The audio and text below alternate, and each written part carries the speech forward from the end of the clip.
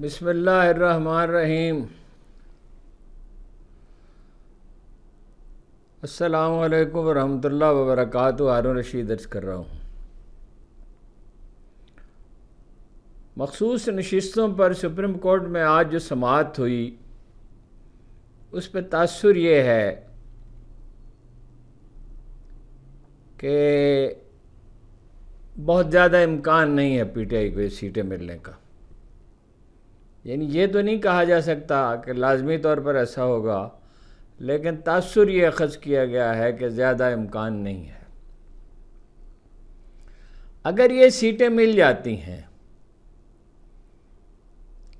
اور یہ کچھ 77 سیٹیں ہیں جن پہ سٹے آرڈر ہے، کچھ صوبائی اسمبلی کی ہیں، 25-26 یہ ہیں یا شاید 27 ہیں، تو اس کے بعد جو ٹریبونل کام کر رہے ہیں ان میں سے اکثر پہ یہ یقین ہے کہ وہ عدل سے کام لیں گے پنجاب میں، تو 15-20 وہ سیٹیں ہوتی ہیں تو ماحول ہی سارا بدل جائے گا، سچویشن تبدیل ہونی شروع ہو جائے گی۔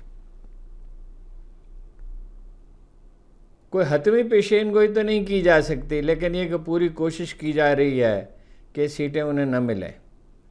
ججوں میں سے ایک ایک کے رویے پر تبصرہ کیا جا سکتا ہے، لیکن میں نے غور کیا کہ ایسا نہیں کرنا چاہیے۔ قاضی صاحب تو جو ہیں سو قاضی صاحب ہیں، کچھ جج ہیں جو آئین کی روح پر عمل کرنا چاہتے ہیں کہ جو پارٹی جیتی ہے اسے سیٹیں ملنی چاہیے، یہ سادہ سا اصول ہے۔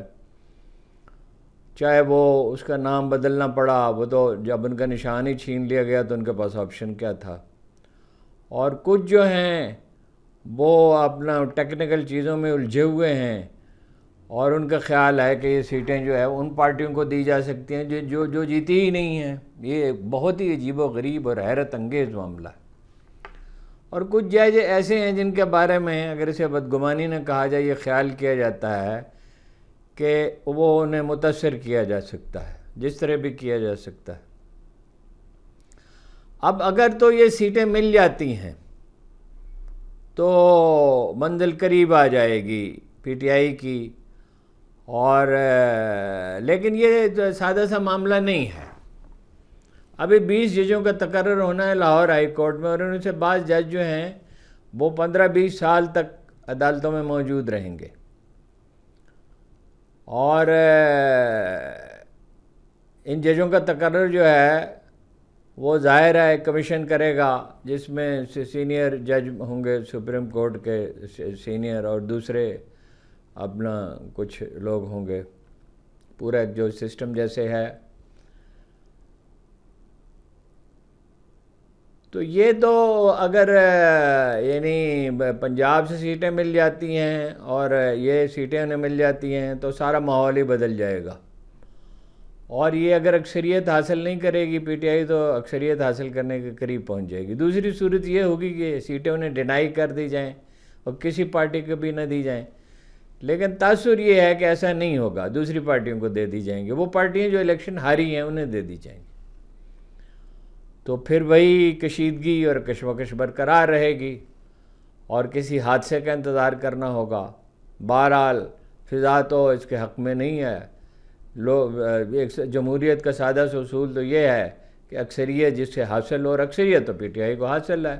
وہ الیکشن کمیشن نے جو کیا 45، 47، 46 کا جو مسائل ہیں، اور الیکشن کمپین انہیں چلانے نہیں دی گئی اور لیڈر کو گرفتار کر لیا گیا وغیرہ وغیرہ، اس میں ایک پہلو جو ہے وہ اسے نظر انداز نہ کیا جائے کہ چینی جو ہیں انہوں نے اپنا موقف واضح کر دیا ہے۔ وہ یہ تو کہنے سے رہے کہ جی اکثریتی پارٹی کو اقتدار دیا جائے، مگر جب وہ یہ کہتے ہیں کہ سیاسی استحکام ہونا چاہیے اور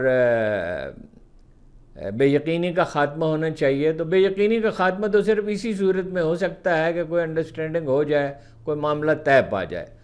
اس میں پی ٹی آئی تو صرف اتنی رعایت دے سکتی ہے کہ احتساب کے معاملے میں نرمی سے کام لے، اور نرمی یہی ہو سکتی ہے کہ اس کو احتساب کے معاملے کو انسٹیٹیوشنلائز کر دیا جائے اور روزمرہ پریشر بلڈ نہ کریں وزیر اعظم اور ان کی کابینہ اور پارٹی کے لیڈر اور ورکر، اور سوشل میڈیا پہ ایک ہنگامہ نہ اٹھایا جائے اور اداروں پر چھوڑ دیا جائے۔ لیکن بہرحال یہ خبر تقریباً ایک لطیفہ ہی ہے کہ خواجہ سعد رفیق اور ایک دوسرے لیڈر سے ملاقات کی انہوں نے، نواز شریف صاحب نے کہا اب وہ متحرک ہو جائیں گے اور پارٹی کو زندہ، مراد یہ ہے کہ پارٹی کو متحرک کر دیں، متحرک ہو جائیں گے اور پارٹی کو زندہ کر دیں گے۔ اور بھائی مردوں کو زندہ کرنے کا آخری واقعہ جو ہے وہ حضرت عیسیٰ علیہ السلام کے زمانے میں ہوا تھا، اور نواز شریف صاحب پہلے کچھ نہیں کر سکے سال بھر میں، تو اب کیا کر لیں گے؟ تو درون درچہ کر دی کہ برون خانہ آئی، اس کا کوئی امکان نہیں ہے، اور ڈیلیور کر نہیں سکتے۔ مارل اتھارٹی ہے نہیں، اخلاقی حیثیت اور ساکھ کچھ بھی نہیں، اور ساکھ ہی سب کچھ ہوتی ہے۔ تو یہ جو امتحان جس میں پاکستانی عوام ڈالے گئے ہیں، سرمایہ کہیں سے نہیں آ رہا، کہیں سے بھی نہیں آ رہا سرمایہ۔ وہ ایک فریب تھا، کبھی اس کی آپ کو کہانی سناؤں گا کہ کن صاحب نے یہ چکمہ دیا اور خواب دکھایا کہ $100 بلین آ جائیں گے، انویسٹمنٹ ہو جائے گی۔ یہ بظاہر یہ نظر آتا ہے کہ امریکہ سے کی تائید سے IMF کچھ پیسے دے دے گا، یعنی آپ زندہ رہیں گے، مہنگائی بڑھتی چلی جائے گی، بے بسی بڑھتی جائے گی، تقریباً غلامی کی سی صورتحال ہے۔ لیکن گرہ اس لیے نہیں کھل رہی کہ اسٹیبلشمنٹ اور عمران خان اور عدلیہ 3 فریق ہیں، اور ان میں سے کوئی بھی جو ہے وہ اس سے یہ بہت لچک کی توقع نہیں رکھی جا سکتی۔ قاضی صاحب سے نہیں رکھی جا سکتی، عمران خان سے نہیں رکھی جا سکتی، اسٹیبلشمنٹ سے۔ اسٹیبلشمنٹ تو آپ کو پتہ ہے کس طرح کام کرتی ہے اور کون اس میں اہم ہے۔ 18ویں ترمیم میں جو ہے وہ اس میں کوئی تبدیلیاں کرنا چاہتے ہیں، ظاہر ہے اس کے لیے ایک نئی آئینی ترمیم لانی ہوگی، اور اگر یہ سیٹیں مل جاتی ہیں ان کو، جس کے لیے پوری کوشش کی جائے گی، تو پھر میجارٹی ان کی ہو سکتی ہے اور کچھ اور لوگوں کی حمایت بھی حاصل کی جا سکتی ہے۔ مولانا فضل الرحمان کے ساتھ صلح بھی کی جا سکتی ہے، تیبر تو ان کے ایسے نظر نہیں آتے۔ اور یہ ہے کہ کسی نہ کسی طرح وقت گزار لیا جائے، یہ 5 سال پورے کر لیے جائیں۔ خوش فہمی یہ پائی جاتی ہے اسٹیبلشمنٹ کے بعد حلقوں میں کہ 2-4 سال مل جائیں، 5 سال مل جائیں تو معاشی حالت سدھرنے لگے، جس کا کوئی سوال ہی پیدا نہیں ہوتا۔ It's a great misconception. یہ ان مغالطوں میں سے ایک ہے جن کو آدمی خود ہی سیراب کرتا ہے، خود ہی پالتا پوستا ہے اور خود ہی اس کی نظر ہو جاتا ہے۔ دوسری اہم خبر اس میں کل کی سماعت کے بعد کچھ اندازہ ہو جائے گا زیادہ بہتر، لیکن یہ کہ فیصلہ تو شاید کل بھی نہ آئے۔ دوسری خبر یہ ہے کہ اپنا عمران خان نے بھی اور مولانا فضل الرحمان نے، سب سے اہم تو عمران خان کی مخالفت ہے، وہ ملٹری آپریشن کی مخالفت کر دی ہے، مولانا فضل الرحمان نے سختی سے مخالفت کی ہے، ANP نے کی ہے، اور پختون تحفظ موومنٹ نے کی ہے۔ یہ کیسے ان حالات میں آپریشن ہوگا کہ جو لوگ سٹیک ہولڈرز ہیں، یعنی دیکھیے وہ حمایت جتنی بھی ہو PTI کی، اس میں اندازے مختلف ہیں، اگرچہ بہرحال عظیم اکثریت تو ہے، مگر وہ کنسنٹریٹڈ، وہاں پختونخوا میں تو کنسنٹریٹڈ ہے اور اس کا ایک خاص ماحول ہے۔ ANP کے لیڈروں نے یہ کہا ہے کہ بھئی وہ جو انتہا پسند گروپ ہے مذہبی، وہ تو پنجاب میں ہے، وہ یہ بات ٹھیک ہے پنجاب میں ہے، لیکن پنجاب میں ٹیررزم نہیں ہو رہا۔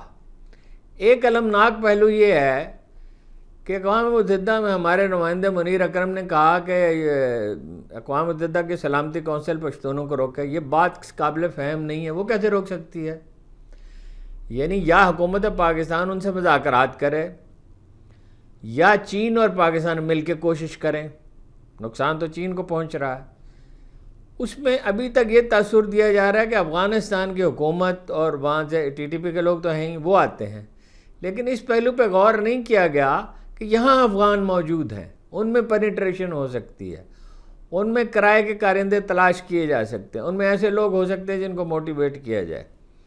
تو اس کا تو کوئی جامع تجزیہ ہی موجود نہیں ہے، اور لوگوں کو اعتماد میں بھی نہیں لیا جا رہا۔ اگر مولانا فضل الرحمان کو اور عمران خان کو اعتماد میں نہیں لیا جاتا اور پختونخوا کی حکومت کو، تو یہ آپریشن کیسے کامیاب ہوگا؟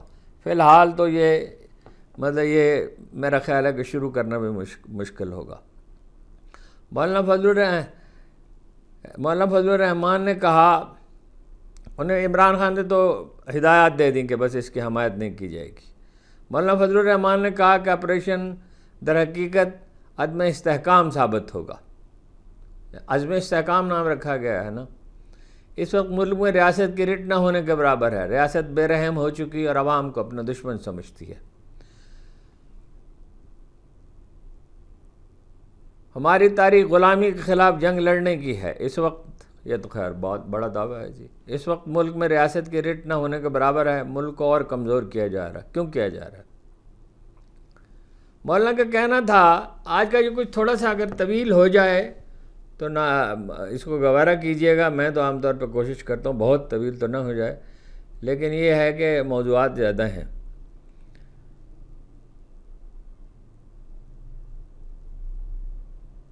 مولانا نے کہا بلوچستان کے بارے میں نہیں جانتا، مگر خیبر پختونخوا میں سورج غروب ہونے کے بعد پولیس تھانوں میں بند ہو جاتی ہے. بڑا ہولناک انکشاف ہے اگر یہ جزوی طور پر بھی درست ہے. محمود اچکزئی صاحب کا کہنا یہ ہے کہ ہم اپنے خطے کو مست سانڈوں کی جنگ کا میدان نہیں بننے دیں گے، یعنی عالمی طاقتوں کی جنگ کا. ظاہر ہے یہ تو امریکہ چاہتا ہے نا کہ آپ افغانستان کے ساتھ متصادم ہو جائیں، یعنی ہمیں ان سے جتنے بھی شکایتیں ہوں لیکن متصادم ہو جائیں اور چین کا کافی تنگ کیا جائے. ہمارا ملک اس سے پہلے امریکہ اور روس کی لڑائی میں ہمارا وطن جل گیا. ملک نہیں کہا انہوں نے، وطن کہا. وطن کا مطلب علاقہ بھی ہوتا ہے. یہ درست ہے کہ خیبر پختونخوا کے جنوبی ضلع میں ڈیرہ اسماعیل خان، کرک، بنو، ٹانک، لکی مروت، کرم، اورکزئی ایجنسی، شمالی اور جنوبی وزیرستان اور دیگر قبائلی علاقے شامل ہیں. ان علاقوں میں کچھ عرصے سے بدامنی کے خلاف امن جرگے، کانفرنسیں اور اجتماعات کا سلسلہ جاری ہے. تو یہ تاہم نئے فوجی آپریشن کی مخالفت جو ہے سبھی نے کی ہے. اچھا، اس میں اب مراد سعید کے نقطہ نظر کو دیکھیے. انہوں نے کہا جب یہ سلسلہ شروع ہوا ہم نے عوامی احتجاج کی لہر اٹھائی جس میں سب لوگ شریک ہوئے. یہ پی ٹی آئی کے پلیٹ فارم سے نہیں تھا. اتنے بڑے بڑے اجتماعات ہوئے کہ وہ خوف زدہ ہو گئے اور لوگ پیچھے چلے گئے، اور یہ وعدہ بھی کیا گیا کہ ان کو نکال دیا جائے گا. باجوہ صاحب انہیں لائے تھے بسانے کے لیے کہ ان کو سیٹل کیا جائے گا. باجوہ کا کردار، جب تک جنرل باجوہ کے کردار کا مکمل تجزیہ نہیں کیا جائے گا معاملات کو نہیں سمجھا جا سکے گا. تو ان کے بارے میں نئے نئے انکشافات ہو رہے ہیں اور بڑے ہولناک ہیں وہ انکشافات. اچھا، تارڑ صاحب نے دعویٰ کیا، وزیر قانون اعظم نذیر تاور، یہ چیزیں دیگر ہیں کہ ایپیکس کمیٹی کی میٹنگ میں خیبر خواہ کے وزیر اعلیٰ نے یعنی علی امین گنڈاپور نے کوئی اختلاف نہیں کیا تھا، آپریشن تھے، مگر انہوں نے تو اس کی تردید کی ہے. اسد کیسر نے بھی تردید کی ہے. انہوں نے کہا علی امین گنڈاپور سے میری بات ہوئی ہے، انہوں نے کہا ہے کہ یہ بات صحیح نہیں ہے. حکومتی وزراء قومی اسمبلی کے اجلاس میں یہ یقین دہانی کراتے رہے کہ اس فوجی آپریشن کے معاملے کو وفاقی کابینہ کے سامنے رکھا جائے گا اور پھر سے ایوان یا قومی اسمبلی میں بحث کے لیے لایا جائے گا. تو پہلے سے لائیں نا جی، اس سے بھی پہلے پارٹی لیڈروں سے مشورہ کریں. اور یہ کوئی الگ تھلگ معاملہ تو نہیں ہے، یعنی آپ اچھوتوں جیسے سلوک کریں اکثریتی پارٹی سے اور پھر یہ چاہیں کہ بھائی اتنا بڑا آپریشن شروع کریں اور وہ آپ کی تائید بھی کریں. اور مولانا فضل الرحمان بھی جبکہ اس کے سارے پہلو جو ہیں وہ آشکار لایا عملی آشکار نہیں ہے. افراسیاب خٹک نے بھی مخالفت کی ہے. عوامی نیشنل پارٹی کے سربراہ احمد ولی خان نے ایک ٹویٹ میں کہا کہ آپریشن شروع کرنے سے قبل ریاست پاکستان ضرور ان باتوں کی وضاحت کرے کہ نیشنل ایکشن پلان پر عمل درآمد کیوں نہیں ہوا. جو پہلے پلان بنایا گیا تھا اس پہ کیوں عمل نہیں ہوا.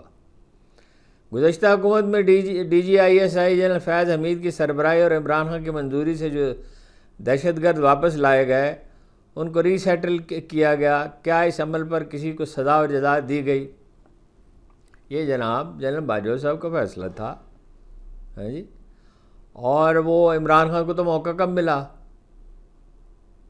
ان کی تو حکومت ہی ہٹا دی گئی اور وہ تو بہت سوچ سمجھ کے کرنا چاہیے. تو ظاہر ہے مذاکرات ہی آخری راستہ ہے، اور کیا راستہ ہے؟ اور تو کوئی راستہ نہیں ہے. آئرلینڈ میں اسی طرح حل ہوا تھا، دنیا بھر میں ہر کہیں اسی طرح حل ہوا ہے.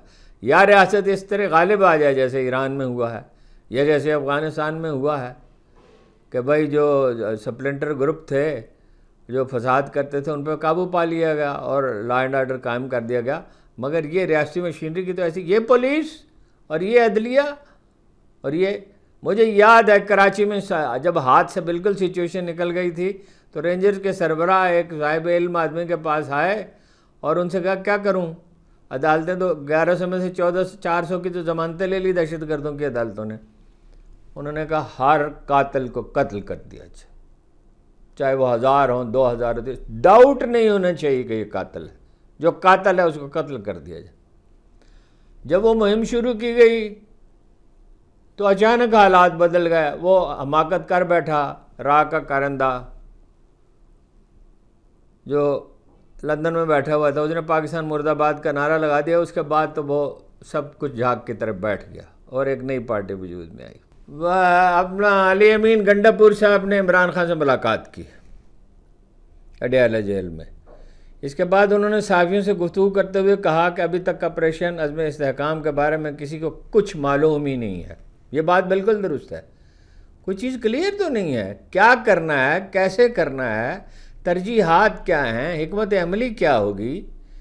یہ سوات کی طرح ہوگا، یہ وزیرستان کی طرح ہوگا، یا یہ انٹیلیجنس آپریشن بیسڈ آپریشنز ہوں گے. انہوں نے کہا کہ ایپیکس کمیٹی کے اجلاس میں، جس میں عسکری قیادت بھی ہے، سیاستدان بھی ہیں، افغانستان سے بات چیت میں کردار ادا کرنے کی پیشکش کی ہے. علی امین گنڈا پور نے کہا پالیسی بہترین ہونی چاہیے، بات چیت ہونی چاہیے. اگر آپ افغانستان کے حوالے سے مذاکرات کی پالیسی بناتے ہیں تو ہم آگے بڑھ کر آپ کی مدد کر سکتے ہیں. مزید ان کا کہنا یہ تھا کہ ابھی تک یہ واضح نہیں ہے کہ ان کا منصوبہ کیا ہے. جب ISPR کی طرف سے پلان آئے گا کہ کن علاقوں میں آپریشن ہونا ہے تو بات چیت ہوگی. کچھ اور خبریں ہیں. شیخ بقا کے سرم کا قومی اسمبلی میں ایک انکشاف ہے. اسپیکر دفتر میں ہم بیٹھے ہوئے تھے تو ایک سنجیدہ بڑے اہم حکومتی رہنما نے کہا یہ نظام لپیٹا جانے والا ہے. جو کچھ ثناء اللہ مستی خیل نے کیا ہے اس سے یہ نظام لپیٹا جائے گا. میں نے کہا یہ نظام جو مستی خیل نے کیا اس سے نہیں، یہ نظام تم لوگوں کی ناکامی اور نالائقی کی نظر ہوگا.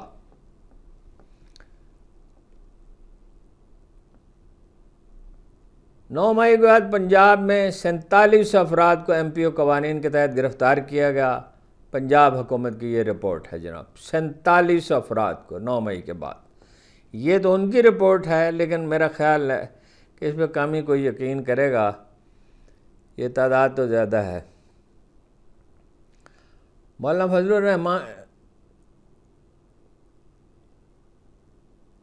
الرحمان نے کچھ اور اہم باتیں کہی ہیں. جہاں کسی اجلاس میں وردی والا موجود ہوگا وہاں فیصلے وردی والا کرے گا یا کوئی اور کرے گا. شہباز شریف وزیر اعظم نہیں ہے، بس کرسی پر بیٹھ کر خوش ہے. اتحاد بننا اچھی بات ہے، لیکن ایسا نہیں کہ معروضی ضرورت کے لیے اکٹھے ہوں اور مقصد حاصل ہونے پر شہباز شریف اور زرداری بن جائیں. پھر ان کی بالادستی تک کھڑے رہنا چاہیے. بڑا اہم نقطہ ہے یہ، اگر آپ غور کریں اس پر. تو یہ ساری جو گفتگو میں نے آپ سے کی ہے بظاہر بکھری سی، لب لباب اس کا یہ ہے کہ یہ نظام لڑکھڑا رہا ہے. یہ نہیں چلتا، اس کی ساکھ نہیں ہے، اس کی لاجک نہیں ہے، اس کی بنیاد نہیں ہے. اس میں جو سہانے خواب دکھائے گئے تھے وہ پورے ہو ہی نہیں سکتے. نہ شہباز شریف ڈیلیور کر ہی نہیں سکتے، محترمہ مریم نواز ڈیلیور کر ہی نہیں سکتی. پختونخوا میں صورتحال جو ہے وہ خراب رہے گی. ادھر مراد علی شاہ ہیں، تو مراد علی شاہ کی حکومت کیا حکومت ہے؟ وہ بلاول کی بھی حکومت ہے، عدی کی بھی حکومت ہے، زرداری صاحب کی بھی حکومت ہے. وہاں ایک حکومت تھوڑی ہے اور مرضی تو چلے گی. زرداری صاحب کی جو کہتے ہیں 12 ڈپٹی کمشنر میں مقرر کروں گا پنجاب میں. ایک صاحب نے مجھے کہا کہ 8، میں نے کہا وہ 12 کا کہہ رہے ہیں، 8 کا نہیں کہہ رہے. اور کمیٹیوں میں نمائندگی، اور جناب غلہ منڈیوں میں نمائندگی، مارکیٹ کمیٹیوں میں نمائندگی، قائمہ کمیٹیوں میں اسمبلی میں نمائندگی، افسروں کے تقرر میں، اور یہ کہا کہ آپ لاڑکانہ کے ڈپٹی کمشنر لگا لیں خود. لاڑکانہ کا ڈپٹی کمشنر لگا بھی لیں گے تو ان کے کہنے پہ چلے گا. جماعت اسلامی نے عوامی حقوق کے لیے قومی تحریک مزاحمت کا آغاز کر دیا. مہنگی بجلی، طویل لوڈ شیڈنگ اور عوام دشمن بجٹ کے خلاف اتوار کو ملک گیر مظاہرے ہوں گے. حافظ نعیم الرحمان صاحب نے کہا. حافظ نعیم الرحمان صاحب کی خدمت میں عرض ہے کہ تنہا آپ کے مظاہرے کرنے سے کچھ بھی نہیں ہوگا. یعنی آپ کو اس کا کریڈٹ تو مل جائے گا کہ آپ نے ایک صحیح موقف اختیار کر لیا، لیکن آپ اس پہ غور کریں کہ اس طرح کے کام کرتے ہوئے تو آپ کو 80 برس ہو گئے، کم از کم 54 سے اگر شمار کریں تو بھی 70 برس ہو گئے ایگزیکٹلی. اس کا کوئی نتیجہ نہیں نکلنے والا. یعنی آپ کو داد مل جائے گی کہ انہوں نے صحیح موقف اختیار کیا. یہ کام تو ہے مل جل کر کرنے کا، اور اس کے لیے ظاہر ہے بڑی ایفرٹ کرنی پڑے گی. پس پردہ پہلے مذاکرات ہوں گے، پھر کوئی ایجنڈا بنے گا. اور ایجنڈا یہ نہیں ہے کہ فلاں پارٹی اقتدار میں اور فلاں کو اقتدار. ایجنڈا یہ ہے کہ ایف بی آر ٹھیک ہو، پولیس ٹھیک ہو، عدالتی نظام ٹھیک ہو، لوگوں کو انصاف ملے، سول سروس ٹھیک ہو، عام آدمی کی زندگی اجیرن نہ کی جائے جیسے یہ گندم اپنا پیدا کرنے والوں کی گئی ہے. فیصلے اس طرح احمقانہ نہ ہوں. $1 بلین ضائع کر دیے اپنا یوکرین سے گندم منگوانے پہ. کوئی کسی نے پوچھا ہے؟ کسی مجرم کو سزا ملنے کا امکان ہے؟ اور کدھر ہیں کاکڑ صاحب اور کدھر ہیں اپنا وزیر داخلہ صاحب؟ یہ کیسے اپنا جو وزیر اعلیٰ تھے اس وقت کیسے گندم منگوا لی؟ $1 ارب ایک ڈالر کی ضرورت ہے، اور کس طرح روپیہ برباد کیا جا رہا ہے ایوان صدر پہ اور ایوان وزیر اعظم پہ. قاسم سوری کا ایک ٹویٹ ہے، مجھے فون آیا اور کہا گیا کہ تمہاری بیوی کو GHQ حملہ کیس میں ڈال دیں گے، تمہارے گھر کو مسمار کر دیں گے، تمہارے بھائی کو کوئٹہ چونی پر حملے کے الزام میں جیل بھیج دیں گے. میری 12 سالہ بیٹی کا نام لیا اور کہا کہ تمہاری بیٹی فلاں جگہ پڑھتی ہے. بیٹی کا نام سن کر میرے دماغ نے کام کرنا چھوڑ دیا. میں نے کہا میرے بچوں کو ذبح کر دو، لیکن قاسم سوری پیچھے نہیں ہٹے گا. میں عمران خان کا ساتھ نہیں چھوڑوں گا، عمران خان کے ساتھ کھڑا ہوں اور کھڑا رہوں گا. اب یہ ایک سمجھ میں نہیں آتی کہ کون احمق ہیں جو ہے. حالانکہ جو میری معلومات ہیں اس میں یہ ریڈ لائن یہ تھی، جو ہدایات دی گئی تھیں، کارروائی تو کی گئی بڑی ظالمانہ، کہ خواتین کے ساتھ زیادتی نہیں ہوگی. لیکن آپ نے تو ریڈ لائن اصولی طور پہ مقرر کر دی، لیکن جب پولیس والے گھروں میں گھستے ہیں، گوار اور وحشت ان پہ طاری ہوتی ہے اور رپورٹ انہیں پیش کرتی ہوتی ہے ہم نے کامیاب آپریشن کیا، اور خواجہ آصف جیسے لوگ پشت پر کھڑے ہوتے ہیں پوچھنے کے لیے کہ محترمہ ریحانہ ڈار کے ساتھ کیا کیا، تو کتنی احتیاط کی جا سکتی ہے.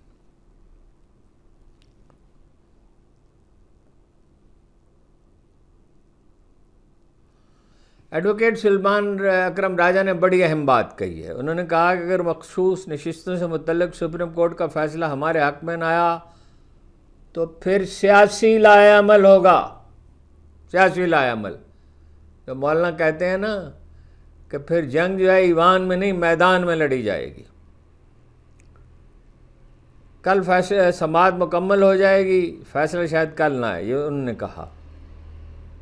یہ کیسے ممکن ہے کہ ایک پارٹی کی سیٹیں اسے نہ دی جائیں اور اوپر سے یہ ظلم کہ ان کی جیتی ہوئی سیٹیں دوسروں کو دے دی جائیں؟ عجیب ہے. یہ تو عدالتی تاریخ کا ایسا نادر واقعہ ہوگا کہ اس کا عشروں تک شاید صدیوں تک ماتم کیا جائے گا. نئے بجٹ میں ذرا تامل سے سنیے، ذرا غور کیجئے. نئے بجٹ میں جہاں ایک ایک لقمے کو ترس گئے لوگ، جہاں ڈھنگ کا ایک جوڑا کپڑوں کا نہیں خرید سکتا غریب آدمی، جہاں بجلی کے بلوں نے لوگوں کو ہلاک کر دیا اور گیس کے بلوں نے، نئے بجٹ میں ایوان صدر اور کے لیے 1 ارب 11 کروڑ 23 لاکھ روپے مختص کیے گئے ہیں. 1 ارب 11 کروڑ 23 لاکھ روپے. وہ شہنشاہ عالم ہیں 3 بر اعظموں میں جن کی جائیدادیں پھیلی ہوئی ہیں. 2 ایوان صدر انہوں نے الگ بنا لیے ہیں ادھر لاڑکانہ میں، اور کراچی والا بھی بنا لیں گے، اور نواز شریف صاحب بھی 3-4 چیف منسٹر ہاؤس بنا لیتے ہیں. جہاں چائے اور چینی کی پتی بھی جو ہے سرکاری خرچ پہ آتی ہے، اور نواز شریف صاحب بھی اسی سے استفادہ کرتے ہیں۔ وزیر اعظم ہاؤس اور سیکریٹریٹ کے لیے 31.32 کروڑ کا اضافہ۔ یہ اضافہ میں آپ کو بتا رہا ہوں، یہ جو وزیر اعظم ہاؤس کا۔ خابر مانیکا کو تھپڑ رسید کرنے والے فتح اللہ ایڈوکیٹ کو اسلام آباد پولیس نے گرفتار۔ ظاہر ہے خابر مانیکا کی شان میں گستاخی کیسے کی جا سکتی۔ باقی وہ میں آپ کو بتا چکا ہوں، نواز شریف صاحب متحرک ہوں گے، ہیں جی، وہ اس کو کیا کہتے ہیں اپنا زرداری کو، پاکستان کا نیلسن منڈیلا، اور نواز شریف کو کیا کہتے ہیں قائد اعظم ثانی، اور اس کو کیا کہتے ہیں، تو خیر میں نے تجویز کیا تھا اپنے شہباز شریف صاحب کو 21ویں صدی کے شیر شاہ سوری۔ یہ ہے ہمارے لیڈر، نہ فہم و فراست، نہ جذباتی توازن، نہ تحمل، نہ مشاورت جو سب سے اہم ہوتی ہے حکومت میں، نہ کوئی نرمی، روپے پیسے کے اور اقتدار کے بھوکے، تو یہ کیا کریں گے؟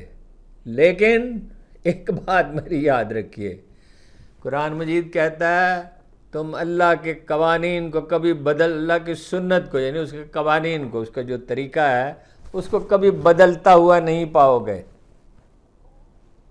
معاشرے کا سوشل فیبرک تباہ ہو رہا ہے، کوئی ادارہ کام نہیں کر رہا، کہیں کچھ نہیں ہو رہا، لوگ عدم تحفظ کا شکار ہیں، بے یقینی ہے۔ یہ صورتحال اس طرح نہیں رہے گی۔